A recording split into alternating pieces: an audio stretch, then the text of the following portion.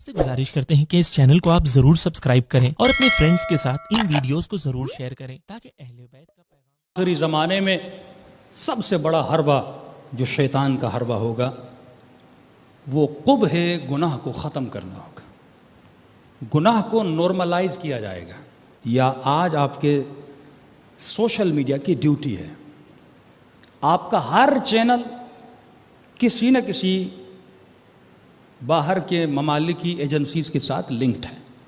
اس کا ایجنڈا ہے. کوئی چینل فیمنزم کو بڑھا رہا ہے، کوئی چینل گناہوں کو نارملائز کر رہا ہے. مثال کے طور پر ایک جوان ایک نامحرم خاتون کے ساتھ تعلق رکھتا ہے اور بڑی آسانی سے اپنے دوسرے دوست کو بتاتا ہے کہ میرا فلاں خاتون کے ساتھ تعلق ہے. یہ دوسرا دوست بڑی نارمل ہو کے سنتا ہے. اسے کہتے ہیں گناہ کو نارملائز کرنا.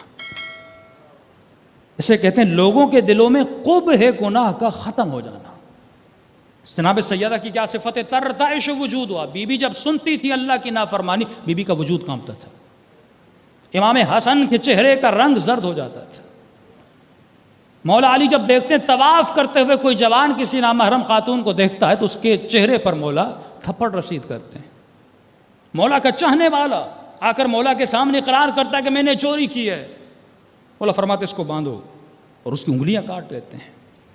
یہ ایک فضیلت کا نقطہ ہے. باہر جاتا ہے پھر آتا ہے، ایک معجزے کے ذریعے سے مولا پھر اس کو انگلیاں ملاتے ہیں. اس میں کوئی معافی نہیں ہے، اپنا ہو یا غیر ہو، کیونکہ وہ غیرت اللہ ہیں. ہم سے زیادہ ان کو خدا سے محبت ہے. اور اگر کوئی اللہ کی نافرمانی کرتا ہے تو علی ابن ابی طالب کو غیرت آتی ہے. یہی غیرت ایک مومن کے وجود کے اندر ہونی چاہیے. لیکن معاشرہ جو کر رہا ہے وہ گناہ کو کیا کر رہا ہے؟ نارملائز کر رہا ہے. ایسے ڈرامے بنائے جاتے ہیں، تعلقات دکھائے جاتے ہیں. سب سے بڑی سزا جو اسلام میں دی وہ کس گناہ کی سزا ہے؟ وہ گناہ زنا کی سزا ہے. اور کون سے زنا کی سزا؟ کہ ایک انسان شادی شدہ خاتون کے ساتھ تعلق بنائے. لیکن آپ ڈراموں میں دیکھتے ہیں اور یہ کہا جاتا ہے کہ ہم چاہ رہے ہیں کہ مردوں کے اندر سے ٹالرنس پیدا کریں. جب یہ دیکھے خاتون کو یہ ایسا عمل کرتی ہے، یہ غصے میں نہ آئے، یہ اس پہ ہاتھ نہ اٹھائے، بڑا نارملائز ہو کے اس خاتون سے بات کرے. اگر تم میرے ساتھ رہنا نہیں چاہتی ٹھیک ہے میں تمہیں طلاق دے دیتا ہوں. یہ بے غیرتی کا عالم ہے.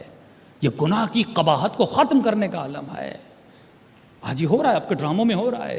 آپ کے بچے، آپ کے جوان اسی ڈراموں پہ بیٹھ کر دیکھ رہے ہیں اور دیکھنے کا اثر یہ ہوتا ہے بالکل اسی طرح جب دکھایا جائے ڈرامے میں کہ ایک شخص شراب پی رہا ہے اور نیچے صرف لکھا جائے کہ شراب نوشی منع ہے، لیکن دکھا تو رہے ہو نا. وہ ریپیٹڈلی سین کو دیکھ رہا ہے اور دیکھنے سے کیا ہوگا؟ کل یہ شرابیوں کی محفل میں بیٹھے گا، اسے برا نہیں لگے گا.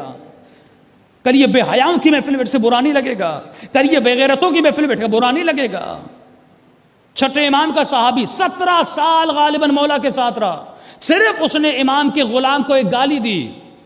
امام نے کہا آج کے بعد میری محفل میں بیٹھنے کی اجازت نہیں ہے. معافی مانگی، مولا میں معافی چاہتا ہوں، اتنا ساتھ ہے. فرمایا نہیں، گالی دینے والا کبھی امام کا صحابی نہیں ہو سکتا. جو ہمارے ساتھ چلے وہ آئینہ ہو. لوگ علی کو دیکھ کر بھی سیکھیں اور لوگ سلمان کو دیکھ کر بھی سیکھیں. جس طرح علی کی زندگی لوگوں کے لیے سبق ہے، اسی طرح مالک اشتر کی زندگی لوگوں کے لیے سبق آموز ہو. لیکن یہ قبح گناہ معاشرے سے ختم کیا جا رہا ہے. سخت ترین سزا جو سنگسار کی سزا ہے. اور لوگوں کو ایک مومن آیا، شرعی مسئلے کا پتہ نہیں، کہتے مولانا میرے علیاذ باللہ شادی شدہ خاتون کے ساتھ تعلق تھا اور شوہر نے اسے طلاق دے دی. مولانا ہم شادی کرنا چاہتے ہیں. تمام مراجع کا فتویٰ ہے کہ جو شادی شدہ خاتون کے ساتھ تعلق بناتا ہے اور اگر اسے طلاق بھی ہو جائے وہ اس مرد پر حرام ابد ہے. یعنی کبھی بھی اس خاتون کے ساتھ نکاح نہیں ہو سکتا کیونکہ تم نے اللہ کی غیرت کو للکارا ہے. خدا غیور ہے. تو اے جوان، مولا فرماتے وہ غیرت مند نہیں ہے جس کی غیرت ون سائیڈڈ ہو کہ یہ کہے میری بیٹی کو کوئی نہ دیکھے، میری بہن کو کوئی نہ دیکھے، میری ماں کو کوئی نہ دیکھے، لیکن میں باہر نکلوں تو میں ہر کسی کو دیکھوں. فرمایا علی کا چاہنے والے سے معرفت نفس ہے ہی نہیں. فرمایا ظالم نہ بنو الذین آمنوا ولم یلبسوا، اور انہوں نے اپنے وجود پر ظلم کو سوار. سب سے بڑا ظلم یہ ہے کہ تم اپنے اعضاء سے اللہ کی نافرمانی کرو. پانی بنا ایک مقصد کے لیے، اس کا مقصد پورا آپ پیتے ہیں، آپ کی پیاس بجھتی ہے. اسی طرح تمہارے اعضاء کسی مقصد کے لیے بنایا. اگر یہ خلاف مقصد جاتے ہیں تو یہ سمجھ جاؤ تم اپنے وجود پہ کیا کر رہے ہو؟ ظلم کر رہے ہو. شیراز کا واقعہ ہے. ایک مرد تھا، سونار کا کام کرتا تھا. مولا فرماتے ہیں کہ جیسی کرنی ویسی بھرنی.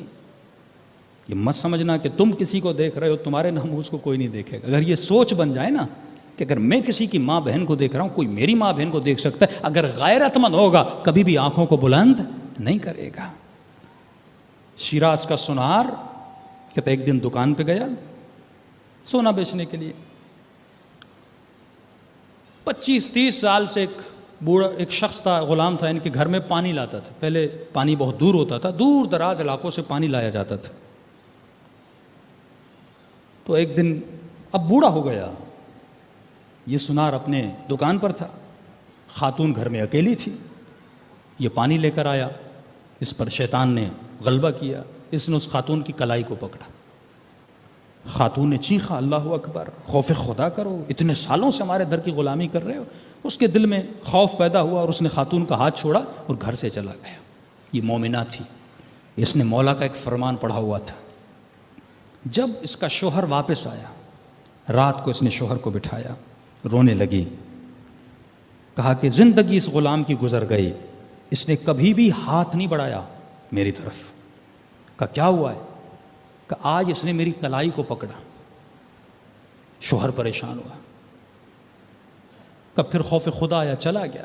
لیکن تو مجھے میرے ایک سوال کا جواب دے، تجھے قسم ہے علی ابن ابی طالب کی، مولا کا چاہنے والا ہے، یہ بتا آج تم نے کوئی خطا کی تھی؟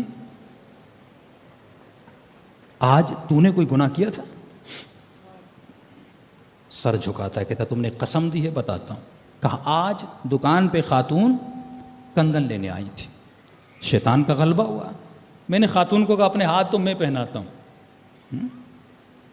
کہ پھر خوف خدا میں نے ہاتھ چھوڑ دیا. کہ وہاں تم نے ایک نامحرم کے ہاتھ میں ہاتھ ڈالا، یہاں تمہارے ناموس کے ہاتھ میں کسی نے ہاتھ ڈالا تھا.